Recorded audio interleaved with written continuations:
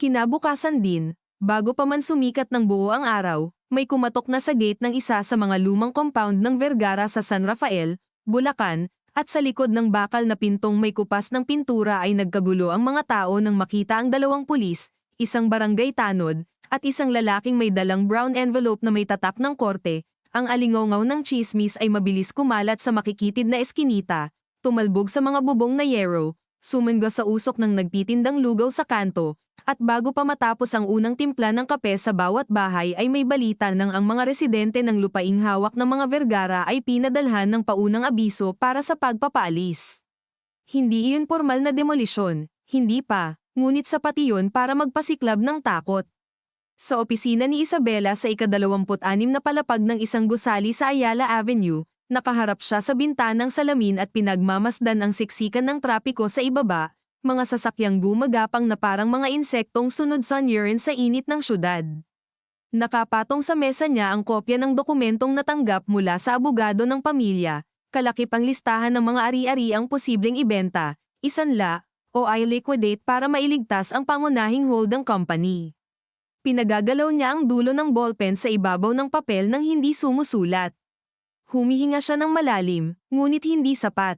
Ang aircon sa opisina ay malamig, halos walang amoy, pero sa loob niya ay tila may naiwang singaw ng alak, pabango, at kahihiyan mula sa gabing sumabog ang recording.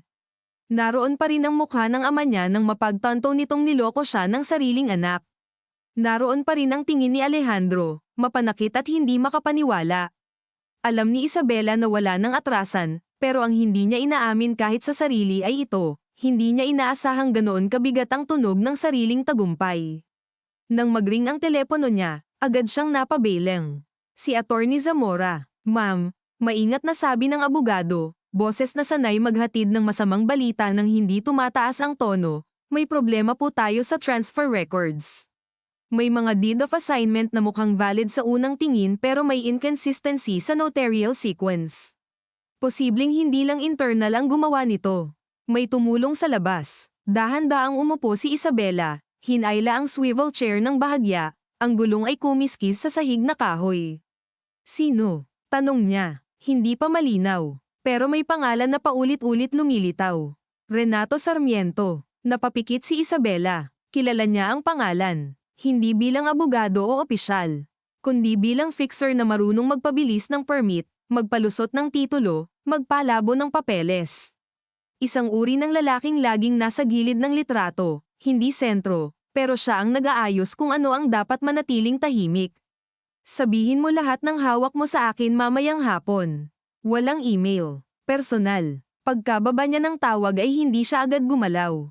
Pinisil niya ang tulay ng ilong niya at ibinukasara ang mga daliri, pilit binabawi ang kontrol. Sa kabilang panig ng syudad, nasa basement parking ng kanilang corporate tower si Alejandro, nakasandal sa kanyang sasakyan, ang necktie ay bahagyang nakaluwag, ang mga mata ay mapula hindi dahil sa puyat lang kundi dahil magdamag siyang hindi makapaniwalang nagawa ng sariling kapatid na lansagin ang kanyang buong posisyon sa loob ng iisang gabi. Sa tabi niya ay si Miguel De Castro, Chief Finance Officer ng grupo at dating kaklase niya noong college, isang lalaking hindi nagsasalita hanggat hindi kailangan. Nililipat na ni Don Emilio ang board sentiment, mababang sabi ni Miguel habang nakatingin sa tablet na hawak niya. 3 sa 7 director, kumakalis na sayo. Kapag nag-emergency meeting at sinuspinde ka sa operations, hindi ka na makakabawi. Pumihit si Alejandro, mabagal, kontrolado, at tumawa ng maikli na walang saya. "Board sentiment, ganyan na ba tayo magsalita ngayon? Parang hindi ako ang nagpalaki ng revenue nitong 3 taon. Hindi mahalaga ang nagawa mo kung ang usapan ay tiwala," sagot ni Miguel. "At hindi mo rin pwedeng maliitin si Isabela. Ngayon lang siya binigyan ng ama mo ng puwang, pero ginagamit niya agad." Humigpit ang panga ni Alejandro. Tumingin siya sa malayo, sa poste ng parking na may nakadikit na yellow-black hazard stripes, at sa isang iglap ay naalala niya ang pagkabata nila, kung paano laging kinukunan ng larawan si Isabela nang nakangiti kahit hindi naman siya ang nananalo, kung paano binibigyan ng kalayaan ang bunso dahil mahina ang loob, habang siya ang laging sinasabihang dapat matatag, dapat mahusay, dapat siya ang sasalo sa apelyido. Hindi siya lamaking mabait, pinalaki siyang kailangang manalo. At kapag ang isang taong ganoon ang pagkakabuo ay natutong makatikim ng shortcut, bihira na iyong bumalik sa malinis na daan. May isa pa, sabi ni Miguel. Tumawag ang media contact ko. May naghahanap ng kopya ng recording. Bahagyang tumaas ang kilay ni Alejandro. Galing saan? Hindi pa alam. Pero may gustong maglabas niyan kung hindi sila mababayaran. Sa loob ng bahay nila sa Dasmariñas Village, si Sofia ay nakaupo sa breakfast nook, nakasuot pa rin ng silk robe kahit tanghali na, at sa harap niya ay nanlalamig na ang kapeng hindi niya mainom. Sa kabilang dulo ng kusina, abala ang dalawang kasambahay sa pag-aayos ng pinggan, ngunit ramdam niya ang bigat ng katahimikan nila, iyong uri ng katahimikang alam mong may narinig na silang hindi nila dapat marinig at may alam na silang hindi pa nila sinasabi. Nang pumasok si Alejandro, hindi nito hinalikan ang noo niya gaya ng dati. Inilapag lang nito ang susi sa marble counter, malutong ang tunog, saka tumingin sa kanya ng diretso. Ikaw ba? Tanong nito. Walang paligoy-ligoy, walang paghahanda, humigpit ang daliri ni Sofia sa tasa. Anong ibig mong sabihin? Ikaw ba ang naglabas ng impormasyon kay Isabela? Ilang segundo siyang hindi sumagot. Tumalon ang tibok ng puso niya sa lalamunan. Masyado niyang kabisado ang asawa para hindi malaman na may hinala na ito, hindi lang simpleng duda. Bakit ako? Mahina niyang sabi. Dahil ikaw lang ang may access sa study ko ng gabing nawala ang duplicate file. At dahil nitong mga nakaraang linggo, para kang nakikipag-usap sa anino. Humakbang si Alejandro palapit, hindi siya sumigaw, at iyon ang mas nakakatakot. Kapag sumisigaw siya, may lamat. Kapag malamig, buo ang intensyon. Sino ka ba talaga sa bahay na ta, Sofia? Asawa ko, o asset ng kapatid ko. Nagtaas ng tingin si Sofia. Kumislap ang luha sa mga mata niya, pero hindi iyon bumagsak agad. Hindi mo ako tinatanong bilang asawa, sabi niya. Tinatanong mo ako bilang isang taong sanay mag-imbestiga ng tauhan. Napakuyom ang kamao ni Alejandro. Sagutin mo. Oo, sabi ni Sofia, at nang mabitawan niya ang salitang iyon ay parang may nabasag na manipis na salamin sa paligid nila. Walang malakas na tunog, pero alam mong hindi na maibabalik sa dati. Nagbigay ako ng impormasyon. Nanlaki ang mata ng isang kasambahay sa gilid at agad yumuko, saka nagkunwaring may inaayos sa tray. Hindi dahil mahal ko si Isabela, patuloy ni Sofia, tumayo na rin, nanginginig ang dibdib niya, kundi dahil matagal na kitang pinapanood. Paunti-unti kang nag-iiba, bawat desisyon mo may kaakibat na kasinungalingan. Bawat paliwanag mo, may kulang. At noong nalaman kong pati mga taong nakatira sa lupa ninyo ay pwede mong itulak palabas para lang maipakita sa ama mo na kaya mong kumita ng mas malaki, doon ako natakot. Tumingin si Alejandro sa kanya na para bang ngayon lang niya nakita ang babaeng pinakasalan niya. Natakot ka? Oo, sagot niya, mas matatag na ngayon. Dahil hindi nakita kilala. Umigting ang katahimikan. Mula sa labas, maririnig ang pagaspas ng dahon ng nara sa hardin at ang mahinang huni ng sprinkler. Sa loob, tila lumapot ang hangin. Mag-empake ka, sabi ni Alejandro sa wakas. Walang sigaw, walang mura, iyon lang. Lumabas ka sa bahay ko. Napaatras si Sofia na tila sinampal kahit hindi naman siya ginalaw. Bamuka ang bibig niya pero walang lumabas na salita. Hindi niya alam kung alin ang mas masakit, ang pagkapahiya, ang pagkatakot, o ang nakakabinging linaw ng pagkakaintindi na wala siyang kakampi ngayon, kahit ang pinili niyang panig ay hindi rin tiyak na sasaluhin siya. Samantala, sa barangay hall ng San Rafael, mainit ang hapon at amoy pawis, papel, at lumang kahoy ang silid kung saan nagtipon ang mga residente. Nakalinya ang mga monoblock chair. Ang bentilador sa sulok ay maingay, paikot-ikot, pero parang wala namang napapalamig. Sa harap, nakaupo ang barangay captain, 2 kagawad, isang staff mula sa munisipyo, at isang lalaking may suot na polo barong at mamahaling relo na nagpakilalang kinatawan ng developer. Sa likod ng mga tao, nakatayo si Daniel Ramos, isang freelance journalist na minsan nang gumawa ng expose tungkol sa land grabbing sa probinsya, hawak ang maliit na notebook at isang lumang recorder. Hindi siya kilala ng karamihan, at mas gusto niya iyon.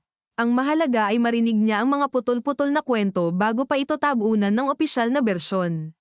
Wala pa pong final order, sabi ng staff mula sa munisipyo, pilit magalang, pero kailangan na pong maging handa ang mga residenteng sakop ng redevelopment plan. Redevelopment, Sigaw ng isang matandang babae mula sa gitna.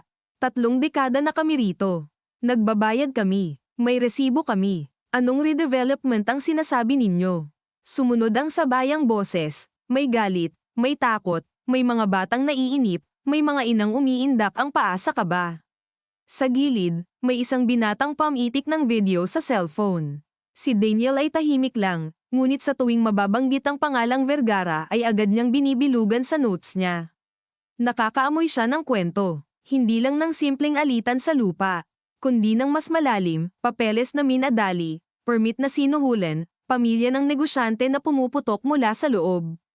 At kapag ang ganitong mga bagay ay sabay-sabay gumagalaw, may taong siguradong mabubunyag. Nang matapos ang gulo at nagumpisang mag-uwian ang mga tao, nilapitan ni Daniel ang matandang babaeng pinakaunang sumigaw. Nay, pwede po ba kayong makausap? Tanong niya. Sinipat siya nito mula ulo hanggang paa. Mamamahayag ka. Oo, kung susulat ka, huwag mo kaming gawing kawawa lang. Isulat mo rin na may mga pangalan sa likod nito. Napatango si Daniel. Sino po? Lumapit ang matanda, mabagal, at sa pagitan nila ay naamoy niya ang pawis, efficacent oil, at alikabok ng hapon. Hindi lang si Alejandro, may kasama yan sa munisipyo. At may isang lalaking lagi rito noon, si Renato. Muli na namang lumitaw ang pangalang iyon, at sa puntong iyon ay alam na ni Daniel na hindi aksidente ang lahat. Sa tanggapan naman ni Don Emilio sa lumang bahagi ng mansion, mabigat ang mga kurtina at amoy tabako ang silid, kahit ilang taon na siyang tumigil sa paninigarilyo. Nakaupo siya sa likod ng mesa nitong Nara, hawak ang isang fountain pen na matagal na niyang hindi ginagamit, at sa tapat niya ay si Isabela, tuwid ang likod, hindi nagpapakita ng pagod kahit alam niyang halos hindi ito natulog. Hindi ako humingi ng parte para yumaman, sabi ni Isabela, maingat ang bawat salita. Humingi ako ng kapangyarihang pigilan ang mas malaking kalokohan. Tumingin sa kanya si Don Emilio, ang makay hindi mabasa. Huwag mong ipaliwanag sa akin ang politika sa loob ng sarili kong bahay. Kung ganun, anong gusto mong marinig? Ang totoo, napakurap si Isabela. Iyon na nga ang totoo. Umiling ang ama niya, dahan-dahan. Hindi. Ang totoo ay hindi mo lang ginawa ito dahil mali ang kapatid mo. May galit ka, matagal na, at ginamit mo ang tamang sandali para gumanti. Kumirat ang sikmura ni Isabela. Madali sanang itanggi, pero walang silbi. Oo, sabi niya sa wakas. May galit ako, dahil buong buhay, si Alejandro ang pinili mo. Kahit mali, siya ang iniintindi. Kahit may nasasaktan, siya pa rin ang pinoprotektahan mo. Kaya noong nakita kong may butas, tinulak ko. Hindi ako santo. Hindi agad sumagot si Don Emilio. Itinapak niya ang dulo ng panulat sa mesa. 1, 2, 3. Mas gusto ko ang makasalanan na marunong umamin kaysa sa banal na sinungaling, sabi niya. Pero huwag kang magkakamali. Hindi kita pinipili dahil mahal kita ng higit sa kuya mo. Pinipili kita dahil sa ngayon, ikaw ang may pakinabang. Tumama iyon ng diretso sa dibdib ni Isabela. Hindi siya dapat nasaktan. Matanda na siya para umasa sa lamang ng ama. Ngunit may bahagi pa rin sa kanya na nanlamig. Tumayo siya, bahagyang bumigat ang paghinga. Salamat sa paglilinaw. Maging matalino ka, habol ni Don Emilio. Kapag nasunog ang apelyido natin, walang mananalo. Paglabas niya ng silid, saka lang niya naramdaman ang pagkibot ng panga niya sa pagpipigil. Sa koridor ng mansion, may mga larawan ng pamilya sa magkabilang dingding, mga nakangiting mukha sa mga frame na ginto ang gilid, at saglit siyang huminto sa tapat ng isang lumang portrait nilang magkakapatid noong mga bata pa. Nasa gitna si Alejandro, tuwid, nakangiti ng tipid. Siya ay nasa kaliwa, mukhang bagong pilit sa posisyon. Hinipo niya ang salamin ng frame gamit ang dulo ng daliri at mabilis ding ibinaba ang kamay. Wala na iyong batang iyon. Pero ang sugat, pareho pa rin ang ugat. Pagdating ng gabi, nagkita sina Isabela at Attorney Zamora sa isang lumang restaurant sa Quezon City na kilala sa private rooms at tahimik na serbisyo. Sa labas ay maingay ang Commonwealth, puro ilaw ng bus, motorsiklo, at usok. Sa loob ay madilim ang ilaw. Amoy pritong bawang at bagong lutong kanzi. Inilapag ng abogado ang folder sa mesa at dahan-daang inilabas ang mga kopya. Ito ang chain ng dokumento, sabi niya. May 3 transfer na dumaan sa shell companies. Lahat iisa ang destinasyon. At may isang account na tumanggap ng placement fee. Kanino? Hindi pa final ang bank confirmation. Pero may lead tayo. May koneksyon sa Municipal Assessor's Office at sa opisina ng Vice Mayor. Napatigil si Isabela, Vice Mayor. Oo, papasok na ito sa politika. Napatahimik siya. Sa malayo ay may tunog ng kubyertos, may mahinang tawanan mula sa kabilang room, iyong uri ng ordinaryong ingay na nakakairitang pakinggan kapag gumuho na ang sarili mong mundo at tila lahat ng tao ay may karapatang magpatuloy ng normal. At ito pa, sabi ni Attorney Zamora, inilabas ang isang USB drive. Nakuha ko mula sa dating staff ni Renato. May audio raw. Hindi ko pa napapakinggan lahat. Bakit sakin mo dinala? Dahil kung may pangalan ng pamilya mo rito, mas mabuting mauna kang makaalam kaysa media. Habang hawak ni Isabela ang maliit na metal na drive, para itong biglang naging mabigat. Kaunting bagay lang, pero pwedeng lumamon ng buhay. Nang gabing iyon din, sa isang murang motel sa Pasig kung saan ang ilaw sa parking ay kumikislap-kislap at ang hallway ay amoy bleach at lumang sigarilyo, nakikipagkita si Alejandro kay Renato Sarmiento. Nasa maliit silang kwartong may kupas na pintura at manipis na kurtina. Hindi bagay ang lugar sa mamahaling relo ni Alejandro, pero iyon ang punto. Wala dapat nakakakita. Nagkakaproblema na, sabi ni Alejandro, mababa ang boses. May mga file na lumalabas. Akala ko ba malinis ang pagkakaayos? Umupo si Renato sa gilid ng kama, kampante, parang sanay sa lahat ng uri ng tensyon. Malinis naman. Kaya lang may mga taong nagbebenta ng loyalty kapag kinakapos. Ayusin mo. Hindi libre. Suminghap si Alejandro at napatingin sa pader, may maliit na bitak malapit sa saksakan. Naiinis siya sa lahat, sa amoy ng kwarto, sa init na kahit may aircon ay may halong lanza. Sa lalaking kaharap niya, pero higit sa lahat, sa katotohanang kailangan pa rin niya ito. Magkano? Hindi pera lang ang kailangan ko, sagot ni Renato, bahagyang ngumiti. Kailangan ko ng proteksyon. Kapag umabot ito sa investigasyon, gusto ko malinaw kung sino ang sasalo. Hindi ako sasalo para sa'yo. At hindi rin ako lulubog mag-isa para sa'yo. Nagtagpo ang tingin nila. Doon naunawaan ni Alejandro na ang mga taong inuupahan para sa maruruming trabaho ay may sariling paraan ng paghawak sa leeg ng mga nagpapagawa. Sa labas, may dumaan na motorsiklo at sumingit ang tunog ng tambucho sa manipis na bintana. May isa pang problema, dagdag ni Renato. May mamamahayag na umiikot sa San Rafael. Daniel Ramos. Dahan-daang napalingon si Alejandro. Anong gusto mong sabihin? Gusto kong sabihin, kung hindi mo siya mapapatahimik, may lalalim pa. Ang sumunod na katahimikan ay masahol kaysa anumang utos. Dahil kapwa nila alam na ang salitang patahimikin ay pwedeng mangahulugan ng maraming bagay, at wala sa mga iyon ang malinis. At hindi rin sila sigurado kung hanggang saan ang kaya nilang bitawan kapag nagsimula ng umalingasaw ang takot sa totoong anyo nito, dahil may mga salitang sinasabi lang sa mga ganitong silang at may mga salitang kapag narinig mo ng buo ay parang may dumi ng dumidikit sa balat mo kahit wala ka namang hinahawakan, at habang nakatitig si Alejandro kay Renato ay bigla niyang naramdaman ang matinding pagod na parang hindi mula sa isang gabing puyat kundi mula sa buong buhay na lagi siyang kailangang mauna, laging siya ang inaasahan, laging siya ang sinasabihang huwag pamaalya, at ngayon, sa pinakamasikip na sulok ng sarili niyang mga desisyon, saka lang niya naramdamang may mga pagkakataong kahit anong talino mo ay hindi na sapat kapag ang mga taong binayaran mo ay natuto na ring bumili ng sarili nilang proteksyon. Hindi ako papayag sa kalokohan, malamig niyang sabi, dahan-daang itinutuwid ang cuff ng kanyang kamiseta na tila may natitirang dignidad na dapat pang alagaan.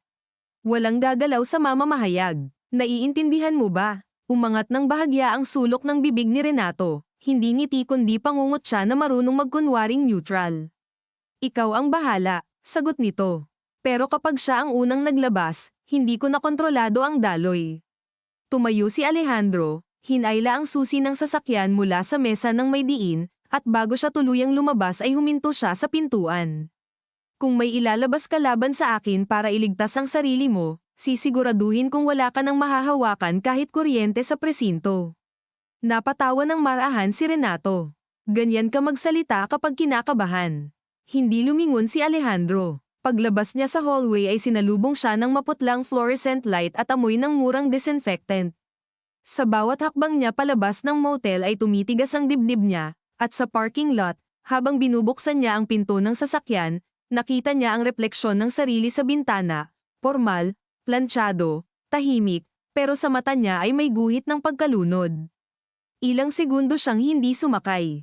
Hinawakan niya ang bubong ng kotse, malamig ang bakal sa palad, at sa unang pagkakataon mula nang sumabog ang lahat ay may pumasok na thought sa isip niyang ayaw niyang pangalanan, baka hindi na ito laban para manalo, baka laban na lang ito para piliin kung alin sa mga mawawala ang kaya pa niyang tanggapin. Sa kabilang bahagi ng lungsod, nasa kondo si Isabela, nakaupo sa sahig ng study room niya at nakasandal sa sofa, habang sa coffee table ay nakapatong ang laptop, ang USB drive, at isang baso ng tubig na halos hindi niya nagagalaw. Ang oras sa wall clock ay lampas 12:00 na ng gabi. Sa labas ng bintana ay kumikislap ang mga ilaw ng Makati, may ilang helicopter light sa malayo, may mga sirenang dumaraan na hindi niya alintana, at sa loob ng unit ay tanging mahinang ugong ng air purifier at tunog ng sarili niyang paghinga ang naririnig niya. 2 beses niyang pinag-isipan kung dapat ba niyang buksan agad ang laman ng drive o iPad-an muna sa IT specialist ng abogado. 2 beses din niyang tinanggihan ang sarili niyang payo. Sa huli, isinaksak niya ang drive sa laptop at pinanood ang folder na lumitaw sa screen. 3 audio file, 2 scanned document, isang text file na may petsa at mga initials. Nang i-click niya ang unang recording, narinig agad niya ang kaluskos ng upuan, tunog ng yelo sa baso, at saka ang boses na hindi niya agad nakilala dahil bahagyang may static. Sigurado ka bang kayang pigilan ng mayor? Tanong ng isang lalaki. May ilang segundo ng paghinga. Saka sumagot ang isa pa, mas malalim, mas mabigat. Hindi kailangang pigilan. Kailangang antalahin lang. Kapag nailipat na ang bahagi sa holding, wala na silang hahabulin. Kumunat ang noo ni Isabela at itinaas ang volume. Nang muling nagsalita ang ikalawang boses, doon niya naramdaman ang panlalamig sa batok. Boses iyon ng kanyang ama. Hindi malakas, hindi pasiga, pero hindi mapagkakamali. Napahigpit ang hawak niya sa gilid ng laptop. Biglang naging mas maliit ang kwarto. Ang ilaw ng lampshade sa sulok ay tila sumisikip ang sinag. Pinakinggan niyang muli, mas malapit sa speaker, halos hindi na humihinga. At habang umuusad ang usapan, lumilinaw na si Don Emilio mismo ay hindi lamang basta huling nakaalam sa mga transaksyon ni Alejandro. Hindi rin siya inosenteng ama na naloko ng anak. May mga negosasyong alam niya. May mga permit na ipinahinto niya hindi dahil mali kundi dahil kulang ang hati. Nang matapos ang audio ay ilang segundo siyang hindi gumalaw. Parang may tunog sa loob ng tenga niyang hindi mawala, parang mahabang ugong pagkatapos ng pagsabog. Napatingin siya sa family portrait na nakasandal sa side cabinet, iyong hindi pa niya nailalagay sa storage mula nang lumipat. Nakangiti roon ang ama niya, iyong ngiting sanay sa litrato. Ang mga mata niya sa larawan ay parehong mga matang kanina lang ay humusga sa kanya bilang kapaki-pakinabang. Hindi ito ang inaasahan ni Isabela. Handa siyang tanggapin na may pinoprotektahan ng ama niya. Hindi siyang handa na malaman na bahagi pala ito ng maruming plano sa simula pa lang. Humawak siya sa sentido at pumikit. Kung ilalabas niya ito, babagsak ang buong pangalan ng pamilya. Kung itatago niya, magmumukha siyang katulad din nila. At ang pinakamasakit, bigla niyang naunawaan kung bakit parang hindi lubos ang pagkagulat ni Don Emilio noong una niyang inilabas ang recording laban kay Alejandro. Hindi iyon purong galit ng nalinlang. Bahagi noon ay galit ng lalaking naunahan sa paglalabas ng sikreto. Napaupo siyang tuwid at agad tinawagan si Attorney Zamora. Ilang ring bago ito sumagot, paos ang boses. Ma'am, gisingin mo ang sarili mo, sabi ni Isabela, mababa ngunit matalim ang tono. May audio ako, kasama si Papa. Sa kabilang linya ay tumahimik ang abogado. Hindi iyon katahimikang walang laman. Iyon ang uri ng katahimikang marunong sumukat ng peligro. Sigurado ka? Oo, huwag mong ipasakan inuman. Huwag mong i-forward. I-backup mo sa 2 external source. At huwag mo munang kamprontahin. Napatawa si Isabela nang walang saya. Naiisip mo pa bang kaya kung maging kalmado? Kailangan, sagot ng abogado. Dahil kung tama ito, hindi lang pamilya ang kaharap mo. May opisyal ng gobyerno, may posibleng money trail. At kung mali ang galaw mo, pwede kang baliktarin bilang extortionist. Ibinalik ni Isabela ang tingin sa screen. Anong susunod? Hanapin mo kung saan nag-uugnay ang ama mo at si Alejandro. Hindi pwedeng pareho silang kumikilos ng hindi nagkakasalpukan. Ibig sabihin may puntong nagkabiyak. Matagal bago sumagot si Isabela. Kung totoo hindi ko na alam kung sino ang nilalabanan ko. Simula pa naman, lahat sila. Nang ibaba niya ang tawag ay dumiretso siya sa kusina, binuksan ang gripo, at pinon ang baso ng malamig na tubig. Nanginginig ang kamay niya nang ailapit niya iyon sa labi. Naramdaman niyang bumabalik sa kanya ang lahat ng maliliit na alaala na Daisy wala namang bigat, ang mga gabing may mga lalaki sa study ng ama niya habang pinapahiga na sila ng yaya, ang mga pagkakataong biglang may padating na regalo mula sa City Hall tuwing may usapan sa lupa, ang mga pangungusap na Daisy hindi niya inuunawa dahil bata pa siya. Ngayon, bawat piraso ay lumulugar. At habang pinagmamasdan niya ang patak ng tubig na bumababa sa labas ng baso, doon niya naisip na baka hindi niya iniligtas ang pamilya. Baka binuksan niya lang ang pinto ng isang bahay na matagal nang nabubulok sa loob. Kinabukasan, bago mag-alas 10 ng umaga, dumating si Sofia sa isang maliit na apartment sa Quezon City na pag-aari ng pinsan niyang si Maris. 2 malita lang ang dala niya at isang tote bag na pan ng dokumento, charger, cosmetics, at mga gamit na pinulot niya ng mabilisan bago pa siya tuluyang mapalayas sa bahay. Amoy bagong saing at sabang panlaba ang apartment. Sa sala ay may telang floral ang cover ng sofa at may altar sa sulok na may mumunting ilaw sa harap ng Santo Niño. Pagkababa niya ng malita ay sakalang niya naramdaman ang bigat ng kahihiyan. Hindi siya sanay sa ganitong espasyo. Hindi dahil minamaliit niya, kundi dahil sanay siyang lahat ng gamit niya ay nakatago sa maayos na cabinet. Lahat ng tunog ay muffled ng carpet, lahat ng problema ay pwedeng isara sa gate. Dito, rinig niya ang kapitbahay na nanunood ng noontime show, ang batang tumatakbo sa koridor, ang nagal-alako ng taho sa labas.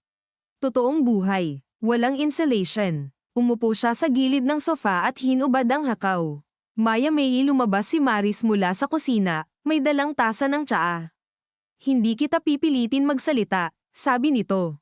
Pero mukha kang hindi na makahinga. Napayuko si Sofia. Pinalayas ako. Alam ko. Bakit parang hindi ka nagulat? Umupo si Maris sa harap niya. Kasi kilala ko ang mga lalaking natutong mahalin ang kontrol. Kapag may nabasag sa narrative nila, hindi nila inaayos. Tinatanggal nila. Natawa si Sofia ng pigil, saka biglang napahawak sa noo. Hindi ko alam kung tama ang ginawa ko. Akala ko kapag tinulungan ko si Isabela, mapipigilan ko ang mas malalang mangyari.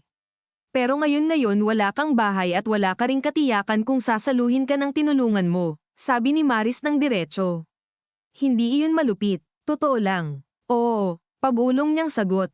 At may isa pa, tumingin siya sa tote bag, saka inilabas ang isang brown envelope na matagal na niyang itinago sa likod ng mga damit sa walk-in closet. Ano yan? Tanong ni Maris. Dahan-daang binuksan ni Sofia ang flap. Sa loob ay mga resibo ng hotel, printout ng reservation, at ilang litrato na kinunan mula sa malayo. Hindi agad nagsalita si Maris. Kumuha siya ng isa sa mga larawan at tiningnan ng mabuti. Si Alejandro. Oo. At sino yung babae? Napapikit si Sofia. Hindi ko alam ang buong pangalan. Pero alam ko na hindi lang pera ang sikreto niya. Nagtaas ng tingin si Maris. Matagal mo nang alam. 1 taon. At nanatili ka pa rin. Walang depensa si Sofia roon. Wala siyang maibibigay na paliwanag na hindi tunog kahinaan. Dahil ang totoo ay nanatili siya sa halo ng takot, pag-asa, at hiya. Takot na mapahiya, pag-asang baka magbago pa, at hiya na aminin sa sariling pinakasalan niya ang lalaking mas marunong magmahal ng imahe kaysa ng tao. Hindi ko alam kung para saan pa tong mga ebidensya, sabi niya, pinisil ang gilid ng envelope. Pero pakiramdam ko kailangan ko silang ingatan.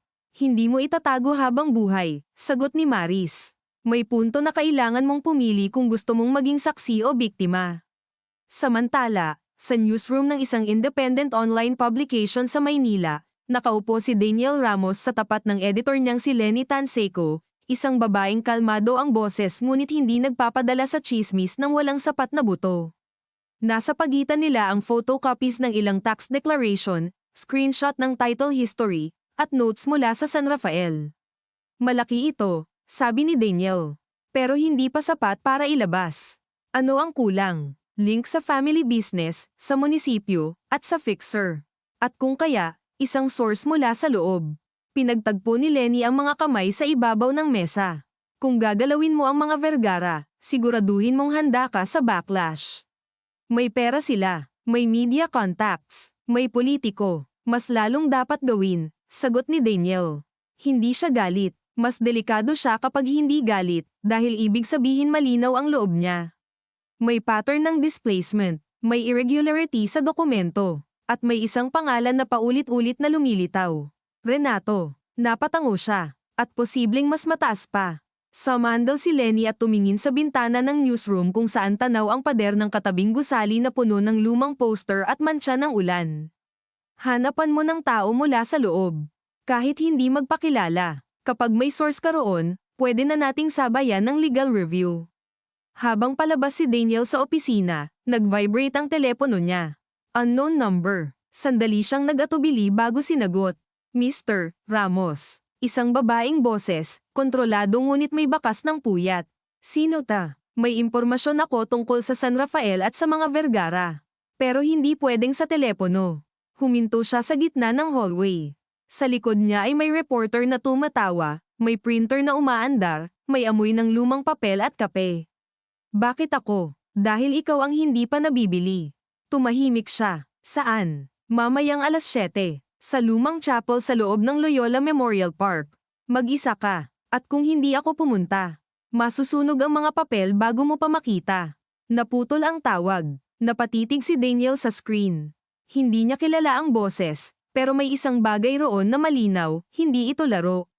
Sa oras ding iyon, sa boardroom ng Vergara Holdings, pinatawag ni Don Emilio ang emergency executive session.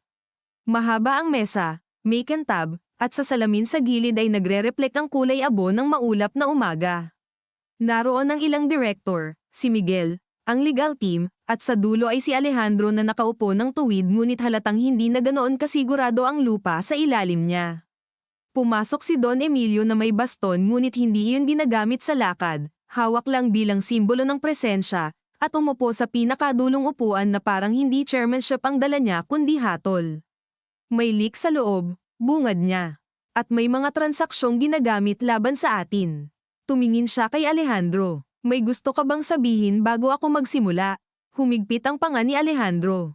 Kung ang gusto mong marinig ay pag-amin sa lahat ng kasalanan ng mundo, wala akong ibibigay. Mali, sabi ni Don Emilio. Ang gusto kong marinig ay hanggang saan ka lang nagsinungaling sa akin. Sa silid ay walang gumalaw. Si Miguel ay tahimik na nakatingin sa papel, pero ang daliri niya sa gilid ng tablet ay hindi mapakali. Ikaw ang nagtulak sa San Rafael deal, sabi ni Alejandro. Ako ang nagpatakbo, magkaiba yun. Isang direktor sa kaliwa ang napatingin agad kay Don Emilio, saka mabilis ding umiwas. Mag-ingat ka sa mga paratang, malamig na sabi ng matanda. Hindi paratang kung totoo, sagot ni Alejandro. At sa puntong iyon, sa unang pagkakataon mula nang magsimula ang krisis, malinaw sa lahat ng naroon na ang away ay hindi na ama at anak laban sa problema. Ama at anak na ang problema ng isa't isa.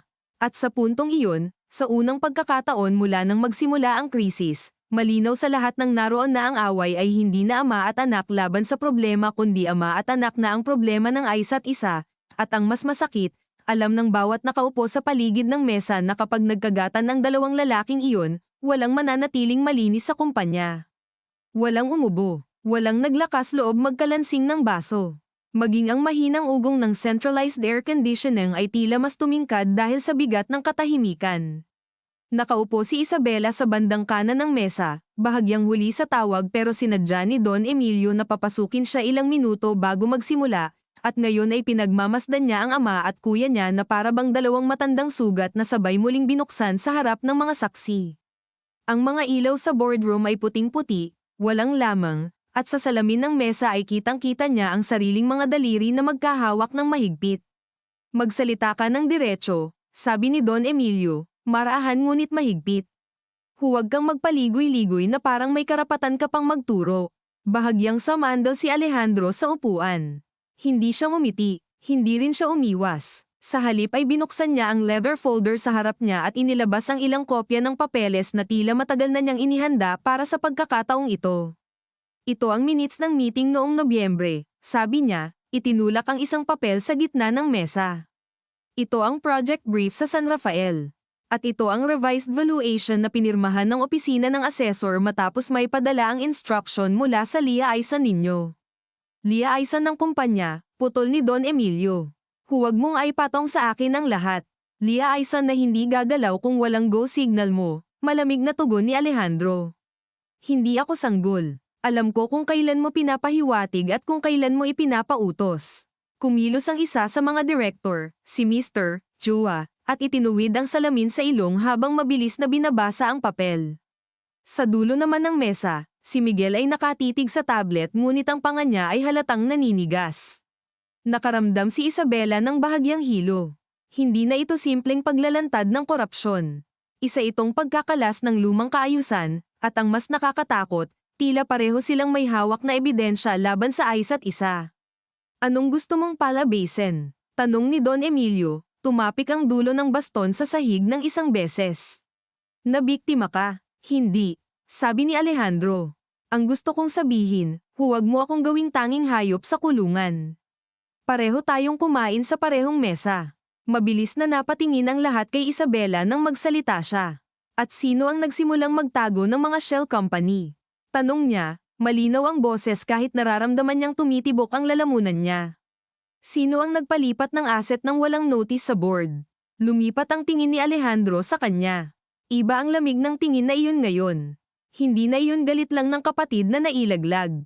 May halo na iyong pagkamuhi ng taong naniniwalang kasama ka sa dahilan kung bakit siya nilalamon ng sariling dugo. Ikaw talaga ang pinakapaborito ng timing, sabi niya. Tahimik ka habang may nakukuha ka sa rebelde image mo, tapos biglang moralista ka kapag pwede nang tumalon sa kabilang bangka. Hindi ako tumalon, sagot ni Isabela. Matagal ka nang lumubog. Muntik sumabat si Don Emilio. Ngunit naunahan siya ng isang legal counsel na bahagyang tumikim at nagsabing kailangang ayusin ang direksyon ng pulong dahil maaaring magamit laban sa kanila ang anumang verbal admission. Iyon ang hudyat para muling bumalik ang corporate tone sa silid, ngunit huli na. Ang personal ay nabitawan na. Ang dugo ay naihalo na sa dokumento. Pagkatapos ng halos 40 minutong salaitan ng paratang, paliwanag, at maingat na paglilinis ng mga salita, nagtapos ang session sa isang pansamantalang resolusyon, sususpindihin muna si Alejandro sa direktang paghawak ng San Rafael Project habang nagsasagawa ng internal review, at si Isabela ang hahawak sa Special Oversight Committee kasama ang legal team. Sa papel, mukhang maayos.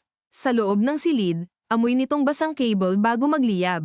Pagkatapos ng meeting, sabay-sabay lumabas ang mga director, ang ilan ay may bulong-bulungan na agad sa hallway. Ang ilan ay nagkunwaring busy sa phone upang hindi mapilitang pumili ng kakampihan sa harap ng dalawang Vergara. Naiwan si Alejandro sa loob ng ilang sandali, nakaupo pa rin, ang isang kamay ay nakapatong sa folder, ang isa ay mahigpit sa armrest. Si Isabela, na palabas na sana, ay huminto nang marinig ang boses nito. Tuwang-tuwa ka na ba? Hindi siya lumingon agad. Nakatitig muna siya sa doorknob, sa sariling refleksyon sa metal, saka siya dahan-daang humarap. Hindi, sinungaling ka. Napabuntong hininga siya. Akala mo siguro masarap itong nangyayari. Hindi, tumayo si Alejandro. Sa lapad ng boardroom ay may ilang hakbang na distansya sa pagitan nila, ngunit pakiramdam ni Isabela ay mas malapit ito kaysa nararapat. Alam mo kung anong pinakakinaiinisan ko sa'yo? Tanong nito, hindi iyong nilaglag mo ako. Kundi iyong lagi mong gustong magmukhang ikaw ang malinis kahit pare-pareho lang tayong lumaki sa parehong bahay. Humigpit ang hawak ni Isabela sa strap ng bag niya. Oo, lumaki tayo sa parehong bahay. Pero hindi ibig sabihin nun kailangan kong maging katulad mo. Sumili ang isang mapait na tawa sa labi ni Alejandro. Katulad ko, hindi mo pa nga alam ang buong kwento. Kung may kwento ka, sabihin mo sa investigasyon. Hindi sakin magsisimula ang dulo nito, sagot niya. At bago pa siya makalapit sa pinto ay nauna nang lumabas si Alejandro, bitbit ang folder, tuwid ang likod, ngunit alam ni Isabela na wala na sa pastura ang totoong sukatan ng lakas. Sa gabing iyon, umulan sa Maynila ng mabigat, iyong ulan na mabilis magpalubog ng gutter at magdikit ng usok at alikabok sa kalsada. Sa loob ng lumang chapel sa Loyola Memorial Park, malamig at amoy kandila ang hangin. May ilang ilaw lamang na dilaw ang sindi, at ang labas ng stained glass windows ay halos itim dahil sa kapal ng ulap. Dumating si Daniel Ramos ng eksaktong alas 7, ang sapatos niya ay bahagyang basa, ang polo ay may talsik ng ulan sa balikat. Nilinggan niya ang paligid bago tuluyang pumasok. Tahimik, wala ang karaniwang tunog ng trapiko rito, napapalitan iyon ng patak ng ulan sa bubong at ng malayong lagutok ng kulog. Sa pangatlong hanay ng bangko, nakaupo ang isang babaeng nakasombrero at may payong sa tabi. Hindi niya agad nakita ang mukha. Nang lumapit siya, saka ito tumingala. Si Sofia. Hindi niya ito kilala ng personal pero nakita na niya sa mga society page, kasama ni Alejandro sa mga ribbon cutting, gala, at charity launch. Ang una niyang napansin ay hindi ang ayos nito kundi ang mukha nitong parang ilang araw nang hindi nakakatulog ng tuwid. Ikaw? Tanong niya, hindi itinatago ang gulat. Tumango si Sofia. Maupo ka. Hindi agad umupo si Daniel. Bakit ako narito? Dahil may mga bagay na hindi na kayang ayusin sa loob ng bahay lang. Dahan-dahan siyang umupo sa kabilang dulo ng bangko, may sapat na pagitan para hindi ito magmukhang kumpiyansang engkwentro. Mula sa leather envelope na hawak ni Sofia ay inilabas nito ang ilang kopya ng resibo, litrato, at isang maliit na notebook na may petsa. Hindi ko alam kung alin dito ang mas mahalaga sa iyo, sabi nito. May records ito ng mga meeting ni Alejandro sa isang babae mula sa office ng Vice Mayor. May ilang petsa rin na tumatapat sa paggalaw ng papeles sa San Rafael. At may pangalan ng hotel, restaurant, at isang private room sa tagig na ilang beses nilang ginamit. Kinuha ni Daniel ang mga papel at sinipat ang mga litrato. Hindi iyon romantikong pagtataksil lang. Sa mga kuha, kapansin-pansin na may dokumentong pinapasa sa mesa, may mga lalaking pumapasok at lumalabas, may isang frame pa nga kung saan kita si Renato sa likod ng salamin ng restaurant. Bakit mo ibinibigay ito? Tanong niya, ibinababa ang boses kahit wala namang ibang tao. Hindi agad sumagot si Sofia. Pinisil muna niya ang panyo sa kamay. Dahil kapag itinago ko pa, kasabwat na rin ako. Hindi ka ba natatakot? Napangiti siya ng mapatla. Matagal na akong takot. Sa ilang segundo ay pinanood lang siya ni Daniel. Hindi siya sentimental na reporter. Alam niyang ang takot ay hindi garantiya ng katotohanan. Pero ang detalye ng hawak niyang mga papel ay hindi bagay sa imbento. May mas mabigat pa ba kaysa rito? Meron, sabi ni Sofia. Pero wala sakin. Kanino? Tumingin siya sa altar, sa maliit na krus sa harap, saka nagsalita na parang bawat salita ay may hinihinging kabayaran. Kay Isabela. Kumunat ang noo ni Daniel. Akala ko magkaalyado kayo. Hindi ko alam kung may ganoon pa sa pamilya nilang yun, sagot ni Sofia. May mga sandaling magkasundo ang mga tao hindi dahil nagtitiwala sila sa isa't isa kundi dahil pareho silang may gustong pabagsakin. May tunog ng kulog sa labas. Sa loob ng chapel ay umalingaw-ngaw ang mahinang ugong nito at saglit na kumislap ang ilaw. Anong hawak ni Isabela? Tanong ni Daniel. Nag-atubili si Sofia. Hindi ko alam ang kabuuan. Pero alam kong may audio. At kapag lumabas iyon, hindi na isang anak lang ang masisira. Napatingin si Daniel sa folder sa kondongan niya. Dito nagsisimula ang totoong kwento, naisip niya, at kasabay noon ay naramdaman niyang mas damaykit ang panganib sa balat niya. Dahil kapag ang isang source ay asawa ng isa sa mga sangkot, at ang isa pang posibleng source ay kapatid na nakikidigma sa loob ng pamilya, ibig sabihin ang laban ay nasa yugto ng kahit katotohanan ay pwedeng gamitin bilang armas, hindi lang bilang liwanag. Hindi kita mapapangakuan ng proteksyon, sabi niya ng diretso. Pero hindi ko rin ito babalewalain. Tumango si Sofia, saka tumayo. Hindi rin ako humihingi ng proteksyon. Huli na para roon. Nang paalis na siya ay huminto siya at hindi lumingon. Kapag nakita mong lumabas sa balita na may nangyaring pagnanakaw o leak na sisihin kay Isabela, huwag kang maniwala agad. Tumingin si Daniel sa likod nito. Bakit? Dahil kapag naiipit na ang mga lalaking sanay manalo, gumagawa sila ng kwento bago pa man lumabas ang totoo. Pagkaalis ni Sofia ay ilang minuto pang nanatili si Daniel sa bangko. Pinakinggan niya ang ulan. Pinagmasdan ng kandilang bahagyang gumagalaw ang apoy dahil sa hangin mula sa siwang ng pinto. Hindi siya relihiyoso, pero may mga lugar na kusa kang pinapabagal. Binuklat niya muli ang notebook. May initials, Avenue, CM, RS at ilang petsang tumatapat sa paglipat ng title at payout schedule. May isang entry pa na nakabilog, meeting with Evie deferred. Angry. Kumunat ang noo niya. Emilio Vergara. Kung tama ang hinala niya, hindi lang anak ang tumatakbo sa laro. Naroon din ang ama, at baka nagkaputukan lang dahil sa hatian, hindi sa prinsipyo. Samantala, sa mansyon ng Vergara, nakatayo si Don Emilio sa harap ng liquor cabinet sa study, ngunit hindi siya umiinom. Hawak lang niya ang isang kristal na baso at pinapaikot-ikot ang 2 kubo ng yelo na dahan-daang nagbabanggaan. Pumasok si Isabela nang walang palem. Wala na siyang gana sa pormalidad. May itatanong ako, sabi niya. Hindi agad humarap ang ama niya. Kapag ganyan ang tono mo, madalas alam mo na ang sagot. May audio ako. Tumigil ang pag-ikot ng yelo sa baso. Mula sa gilid ay nakita niyang umigting ang panga ng matanda. At, boses mo, dahan-daang humarap si Don Emilio. Walang gulat sa mukha, may inis lang. At iyon ang mas mabigat sa naramdaman ni Isabela, dahil ang kawalan ng gulat ay umamin ng higit pa sa anumang salita. Saan mo nakuha? Hindi iyan ang tanong. Lahat ng tanong sa bahay na ito ay ako ang nagtatanong. Hindi na, putol niya. Naramdaman niya ang panginginig ng sariling kamay kaya ibinulsa niya iyon. Totoo ba? Umabot ang katahimikan sa pagitan nila na parang manipis na lubid na pwedeng mapatid anumang segundo. Sa labas ay humahampas ang ulan sa bintana. Sa loob ay amoy polished wood, lumang libro, at malamig na galit. May mga usapan sa negosyo na hindi mo mauunawaan, sabi ni Don Emilio sa wakas. Huwag mo akong gawing bata.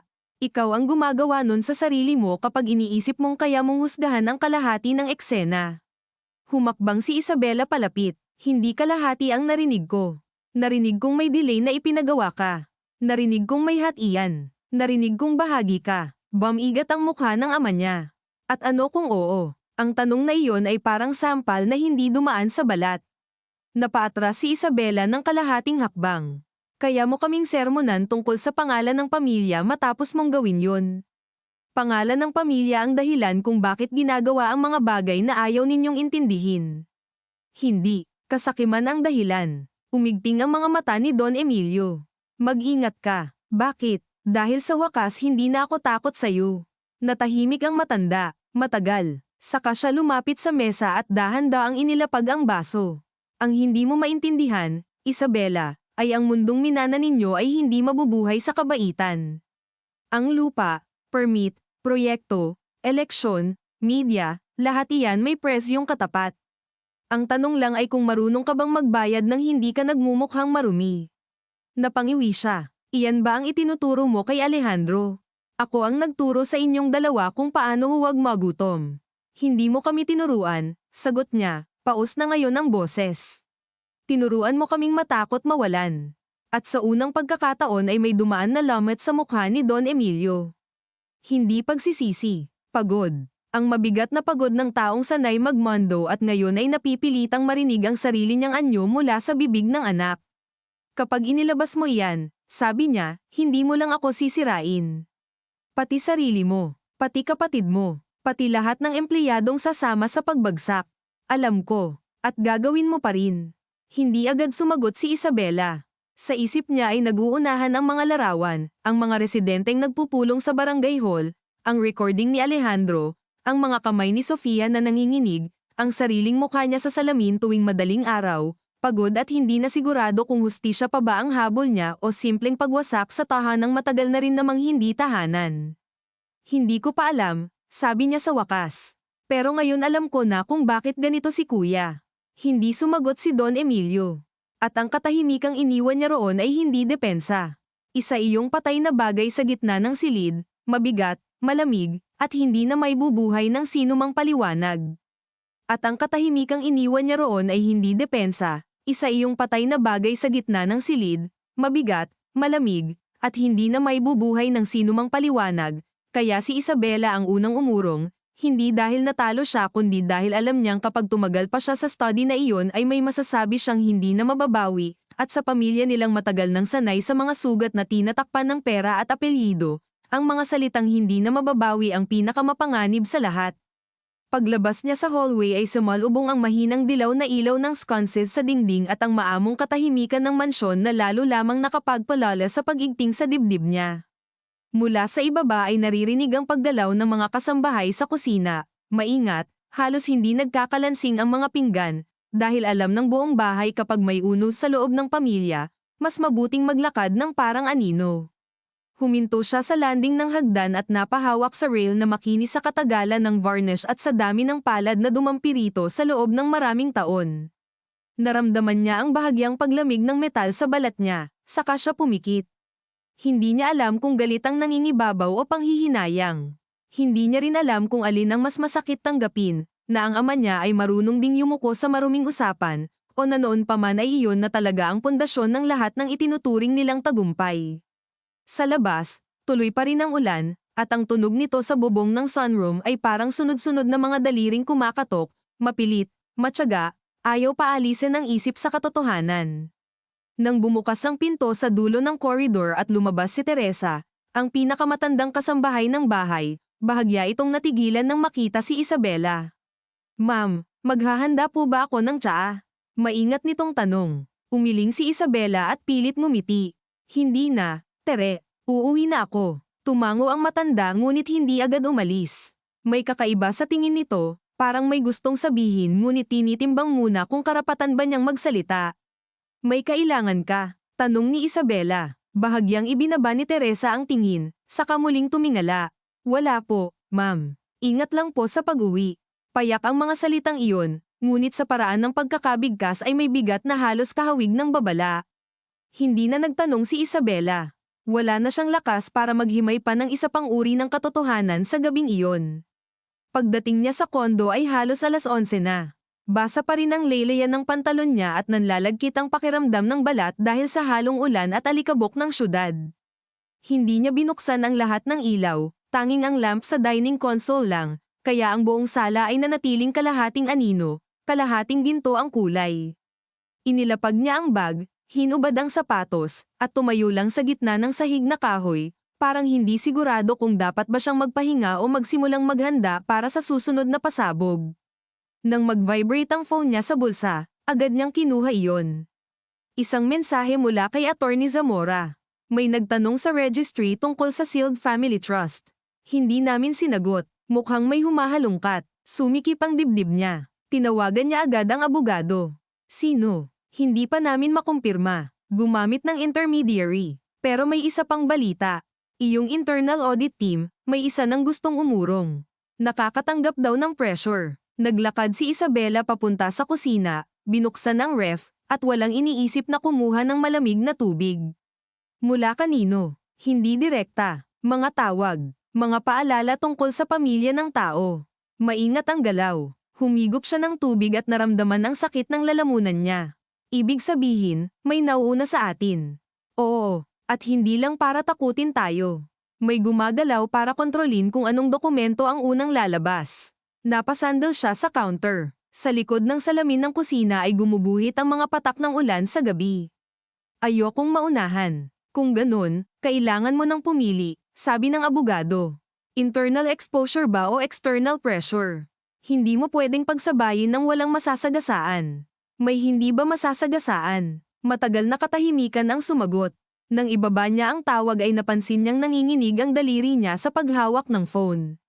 Ipinatong niya iyon sa counter at tumitig sa sariling refleksyon sa itim na salamin. Mukha siyang buo, maayos ang postura, tahimik ang bibig, ngunit sa loob niya ay parang may mga pirasong hindi natugma ang hugis. Habang nagbibihis ng tuyong damit, sumagi sa isip niya si Sofia. Hindi niya ito matatawag na kaibigan. Ni hindi rin siya sigurado kung matatawag niya itong kakampi. Ngunit may utang na loob siyang hindi kayang pangalanan. Kung hindi dahil sa mga impormasyong ibinigay nito, malamang ay mas matagal pang nakatayo si Alejandro sa pwesto niyang tila hindi natitinag.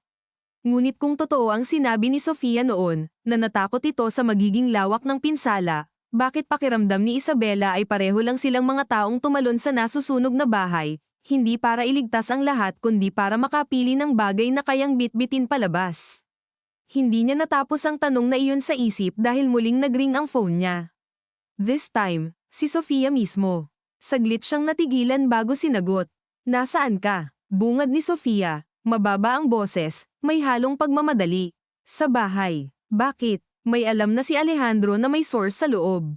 Hindi niya pa alam na ako, pero malapit na. Umupo si Isabela sa gilid ng kama.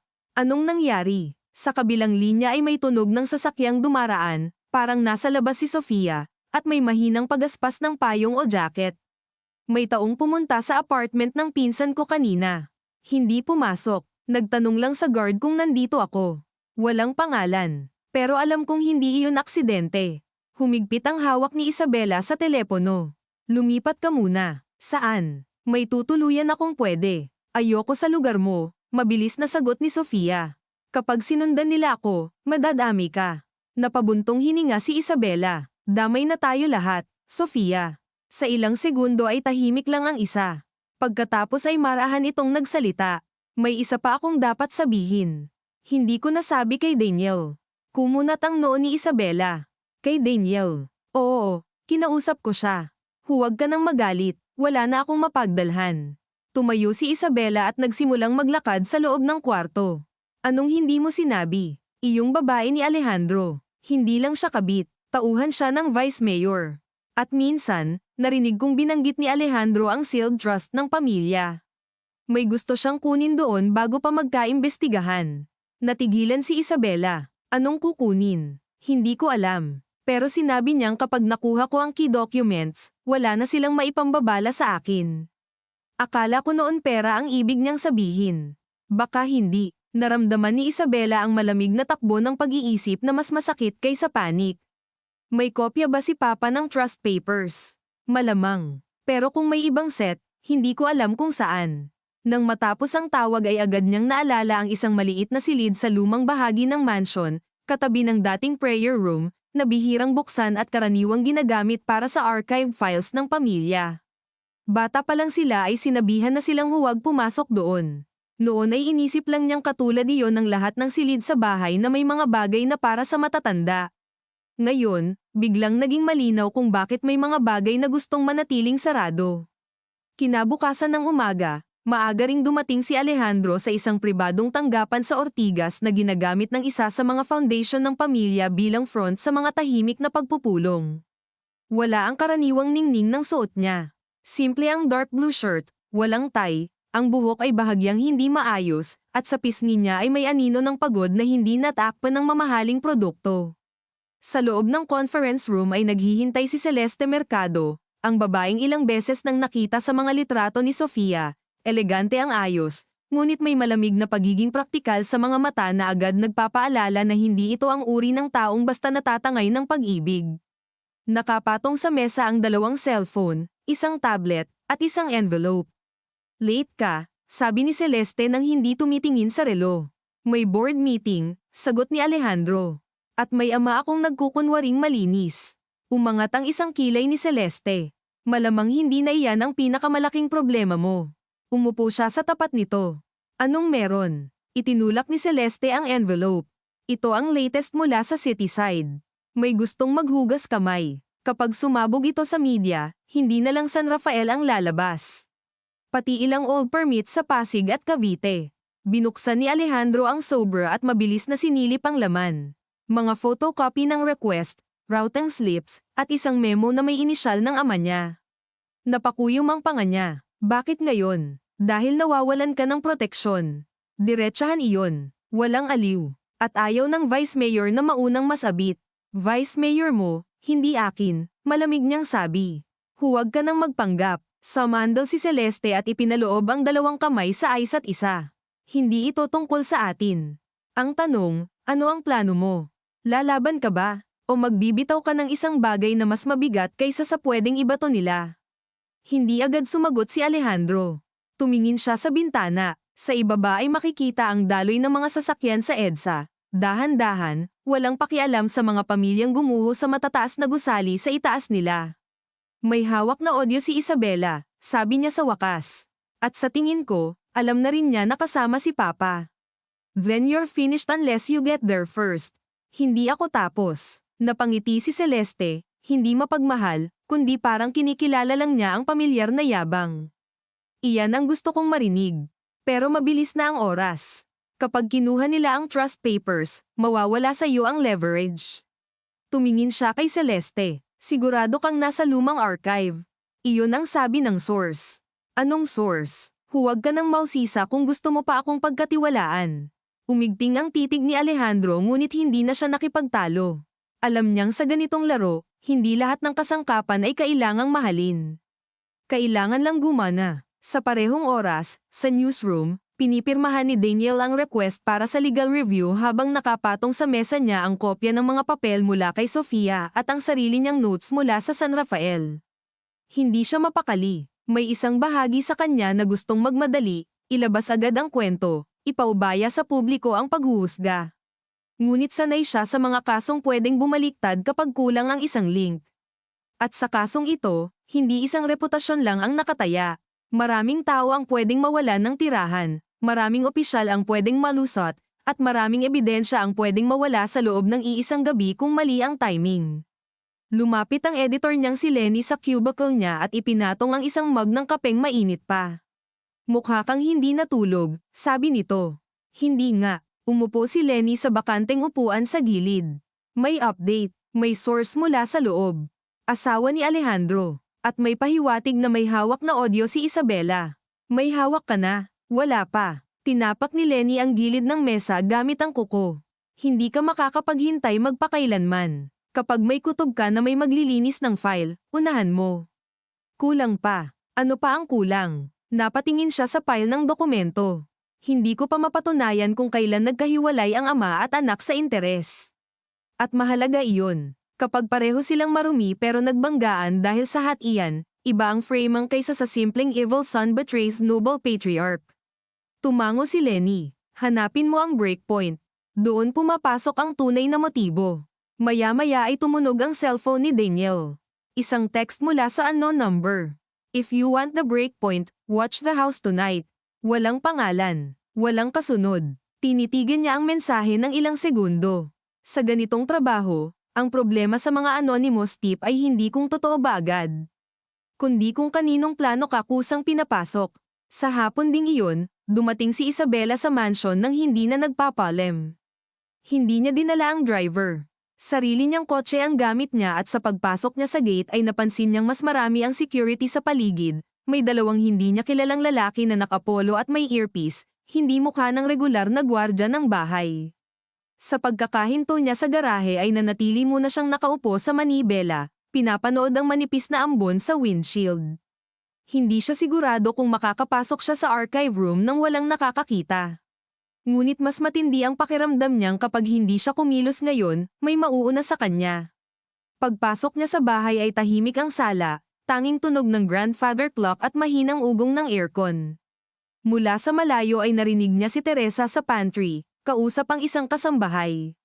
Hindi siya tumigil. Dumiretso siya sa lumang wing ng bahay, doon sa bahagi kung saan mas mababa ang kisame at mas mabigat ang amoy ng kahoy, insenso, at lumang papel.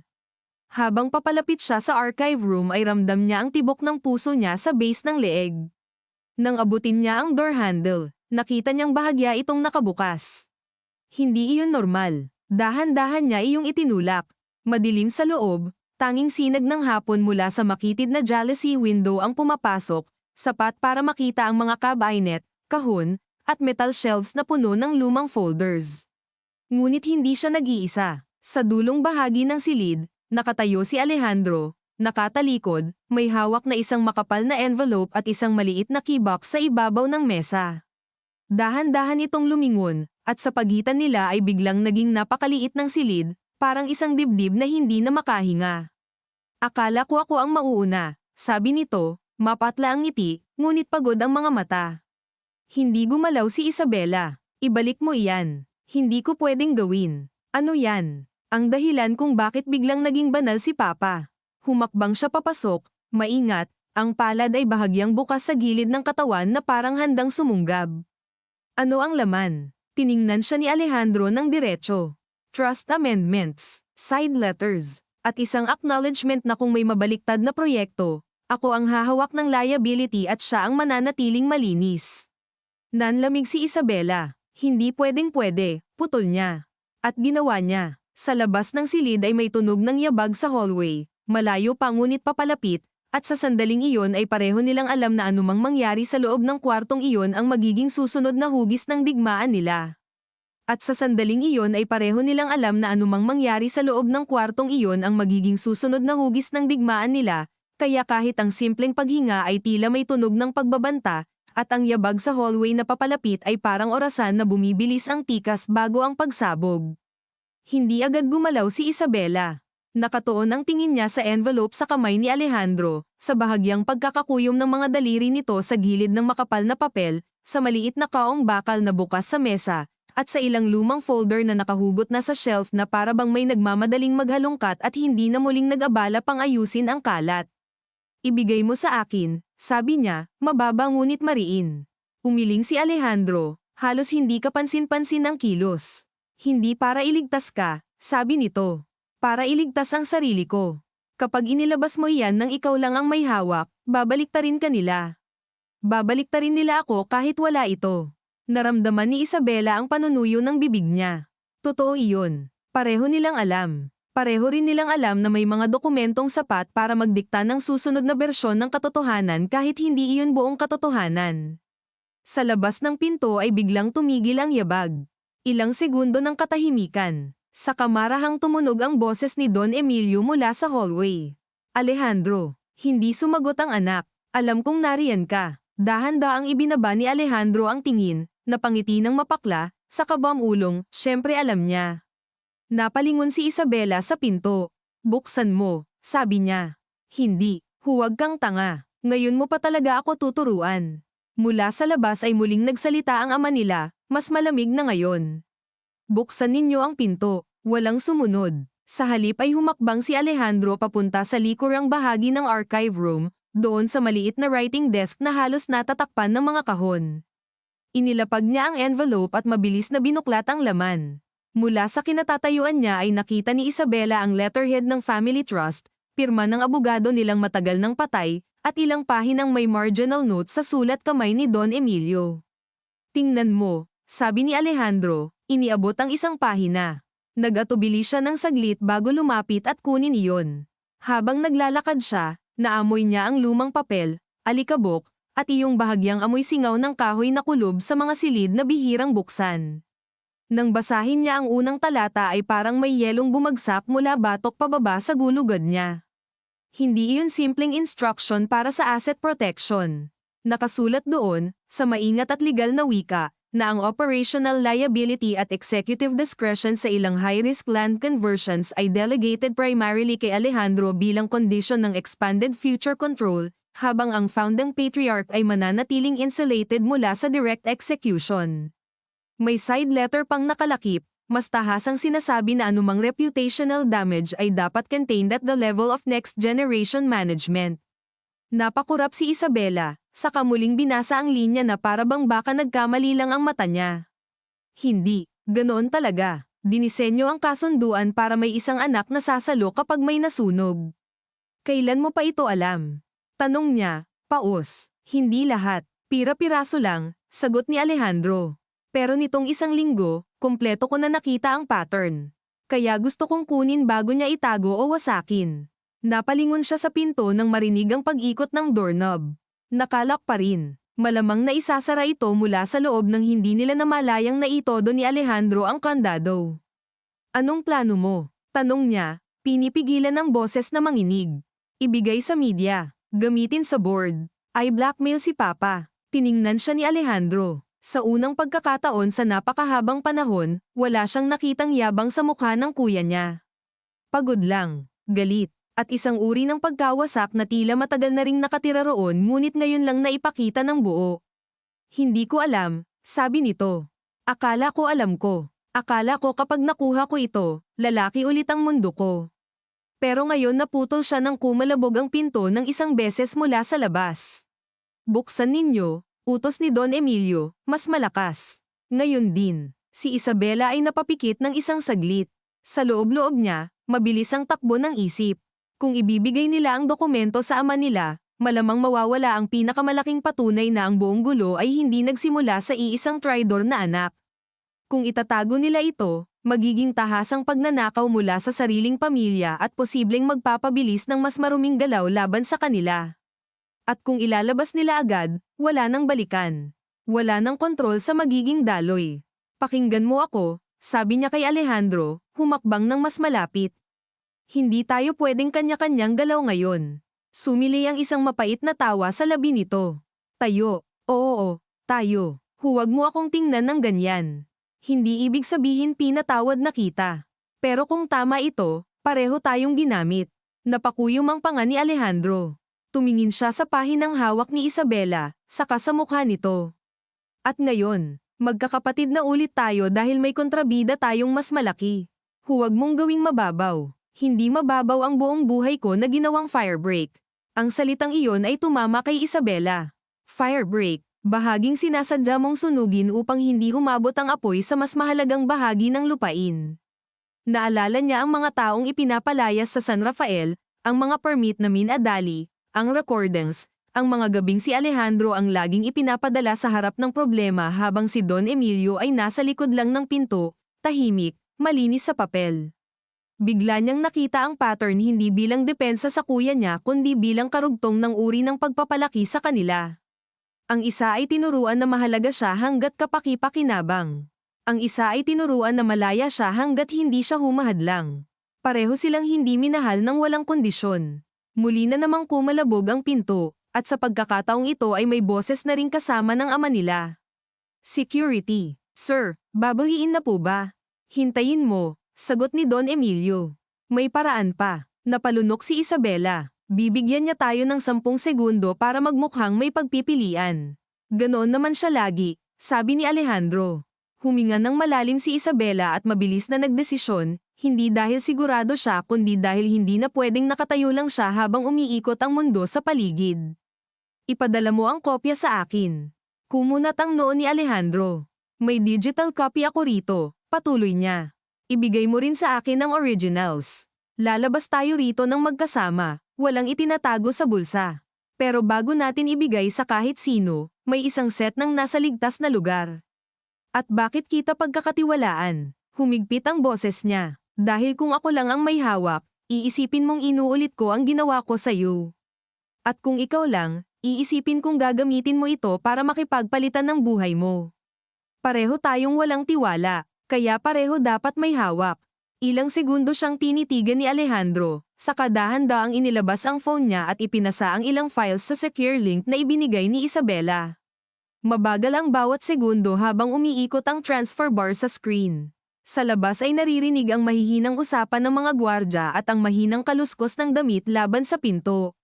Nang matapos ang upload ay inilagay ni Isabela ang sariling phone sa silent, saka mabilis na nag-forward ng encrypted copy kay Attorney Zamora at nag-text ng 2 salita, "Hold everything."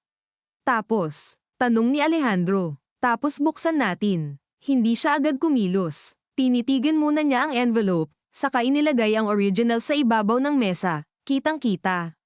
Isang kakaibang anyo ng pagsuko at paglaban ng sabay. Pag-ikot niya ng lock ay agad bumukas ang pinto. Nakatayo roon si Don Emilio. Tuwid, may 2 niyang security sa likod at si Teresa na nasa dulo ng hallway na halatang natigilan sa tensyon.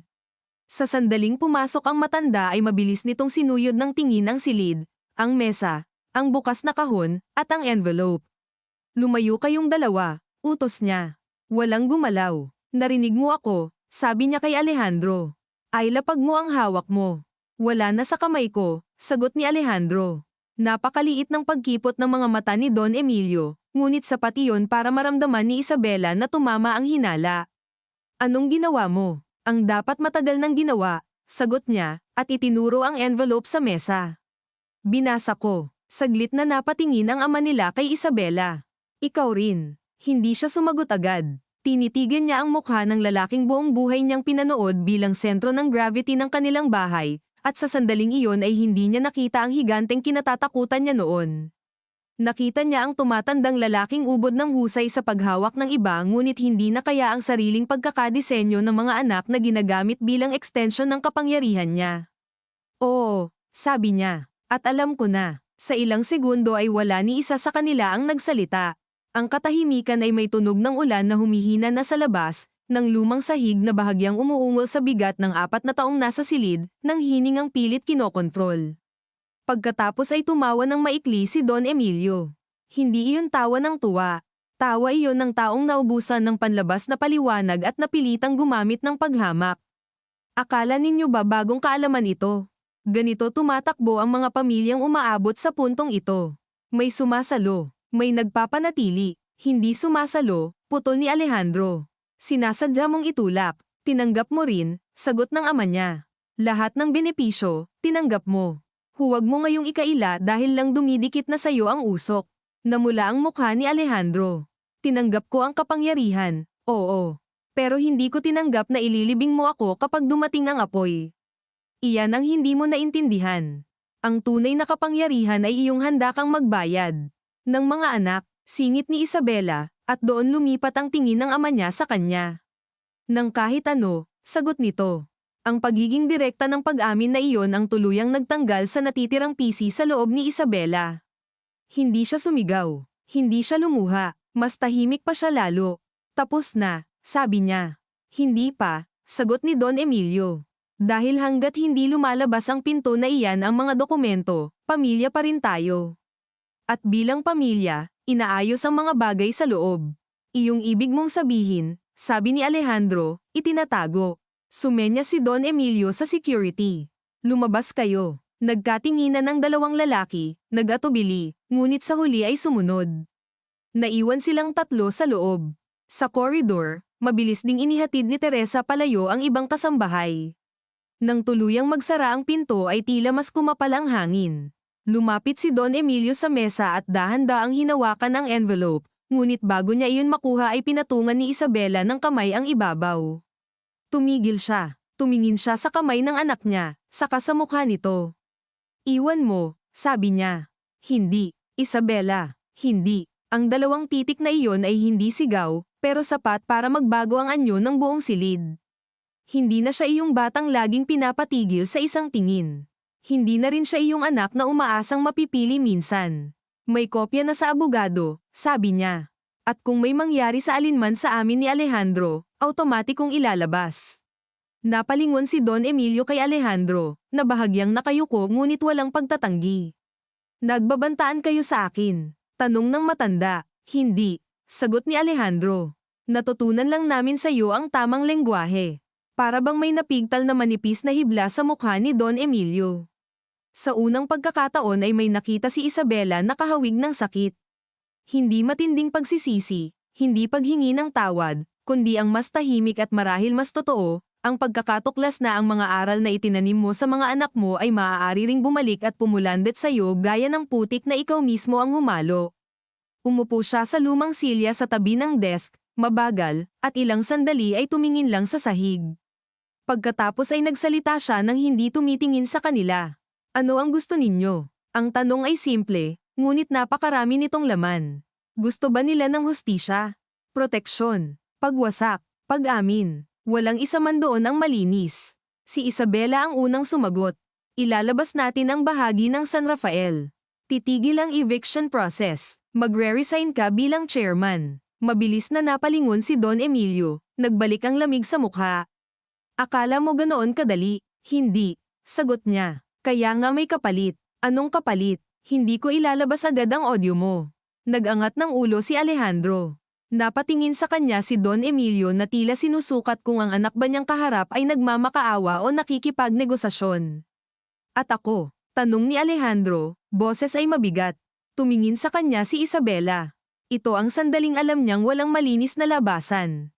Aaminin mo ang bahagi mo sa shell transfers at lalabas ka sa operational management. Napangiti ng walang saya si Alejandro. Siyempre, kapag hindi, patuloy niya, ikaw ang unang didikdikan nila at wala kang mapanghahawakang natitira.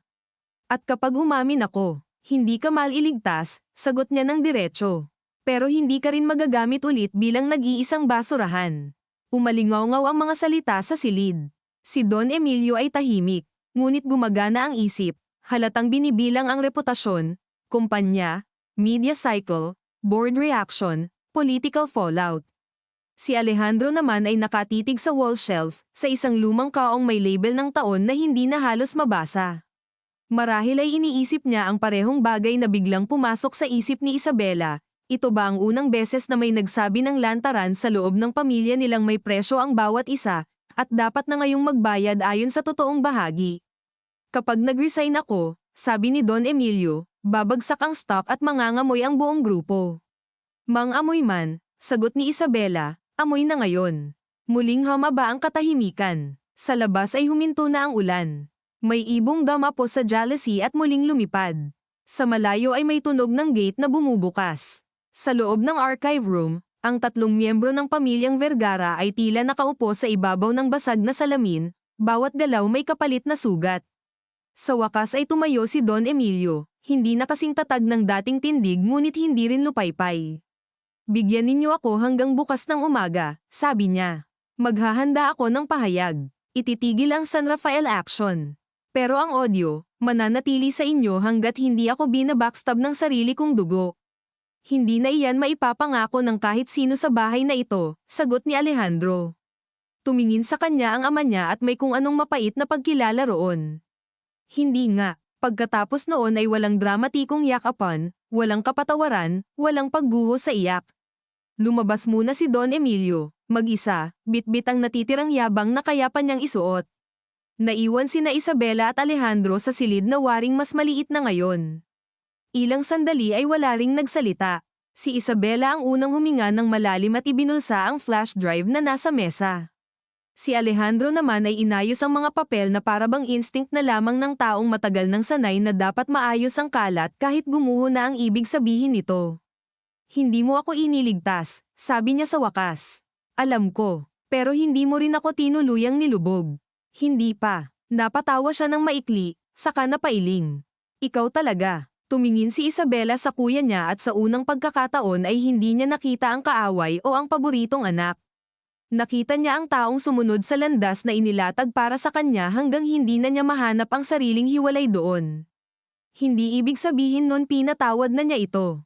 Hindi rin ibig sabihin nakakalimutan na niya ang mga tao at buhay na nadamay sa mga pinirmahan nito. Ngunit may isang mapait na anyo ng awa na sumingit, at mas lalong sumakit ang dibdib niya dahil doon. Kapag lumabas ito, sabi niya, hindi na tayo babalik sa dati.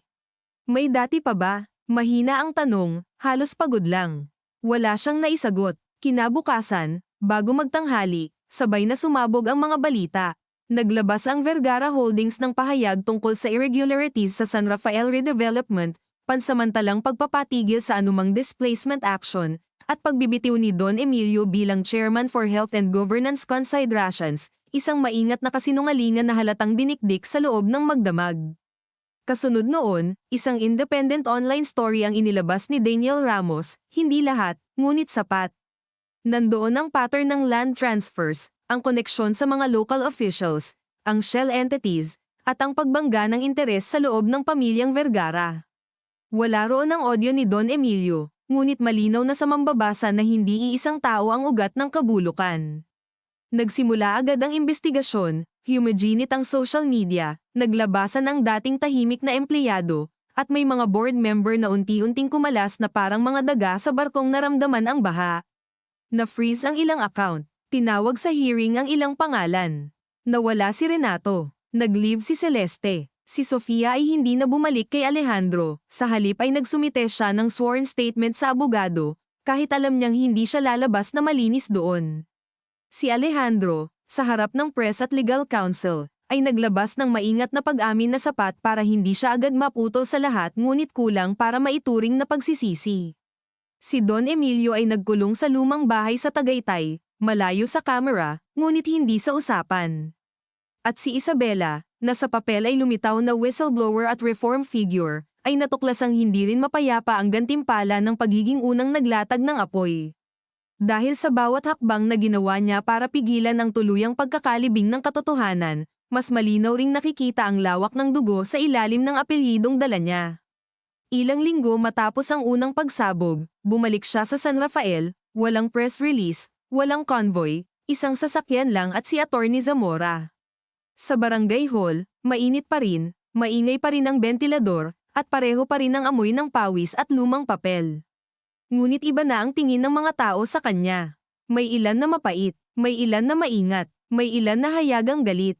At tama lang iyon, naisip niya habang nakatayo sa harap nila, Dahil hindi naman mabubura ng isang pag-amin ang mga taong natakot ng gabing akala nila mawawala ang bahay nila. Wala siyang maibigay na malinis na panalo. Ang maibibigay lang niya ay ang simula ng kabayaran. Nang matapos ang pulong at nagsiuwian na ang mga tao, tumayo siya sa labas ng barangay hall at pinanood ang dapit hapon na kumakapit sa mga bubong at poste. Sa malayo ay may mga batang naglalaro, may asong tumatahol, may tindahang nagpapatugtog ng lumang OPM. Ordinaryong buhay, matigas, hindi maringgol. Totoo, tumunog ang phone niya. Si Alejandro, matagal siyang nakatingin sa screen bago sinagot. Ano? Tanong niya. Sa kabilang linya ay sandaling katahimikan. Saka nagsalita ang kuya niya, mas tahimik kaysa dati. Tinatawag ako sa hearing sa Lunes. Alam ko, pupunta ako. Tumingin siya sa kalangitan na kulay abot kahel. Dapat lang. Hindi kita tinawagan para humingi ng simpatiya. Mabuti. Muling katahimikan. Pagkatapos ay narinig niya ang mahinang buntong hininga nito. Gusto ko lang sabihin hindi kita mapapatawad agad. Napapikit siya at bahagyang natawa, pagod. Hindi naman kita hinihingan. At hindi rin kita mapapasalamatan ng diretso. Mas okay na rin. Pero alam kong kung hindi mo ako pinilit huminto, baka mas malalim pa ang nilubog ko. Tumingin siya sa sariling sapatos, sa manipis na alikabok ng kalsada. At kung hindi ka rin naglabas ng trust papers, baka naloko niya pa ako ng mas matagal. Hindi sila nag-I-love you. Hindi sila nag-iyakan. Hindi naging biglang mabuti ang lahat. Ngunit sa dulo ng tawag ay may isang uri ng pag-amin na Daisy imposible sa kanila, na pareho silang sugatan, pareho silang may sala, at pareho rin silang hindi na makakabalik sa bersyon ng pamilya na matagal nang patay bago pa man nila natuklasan iyon. Pagkababa niya ng telepono ay muling tumingin si Isabela sa barangay hall, sa mga upuang plastik na ngayon ay tinatambak na sa isang sulok, sa mga ilaw na unti-unting sinisindihan habang dumidilim ang langit. Naramdaman niya ang hangin na may dalang amoy ng lupa at nilulutong ulam mula sa kalapit bahay. Sa loob niya ay wala pa ring kapayapaan. Marahil matagal pa bago dumating iyon, kung darating man. Ngunit sa unang pagkakataon, hindi na siya umaasang may isang desisyong kayang magligtas ng lahat. May mga bahay na kailangang buksan ang pinto para makita kung gaano nakatagal ang bulok sa loob, at kapag ginawa mo iyon, hindi mo na mapipili kung aling parte lang ang aaminin. Sa likod niya ay narinig niyang tinatawag siya ng abogado. Kailangan na nilang umalis. May susunod pang hearing, susunod pang paglabas ng pangalan, susunod pang pagkawala ng mga dating kaibigan at kaalyado. May mga ari-ari ang ibebenta, mga posisyong mawawala, mga gabing gugugulin sa pagharap sa sarili. Walang malinis na wakas ang pamilya Vergara. Ang nailigtas lang nila ay ang pagkakataong huwag nang magsinungaling ng buo. At habang naglalakad si Isabela palayo sa barangay hall, dala ang apelyidong mas mabigat ngayon kaysa dati, alam niyang ang totoo ay hindi laging nagpapagaan. Minsan, ang tanging naibibigay nito ay mas malinaw na bigat. Ngunit kahit ganoon, iyon pa rin ang pinili niyang bitbitin.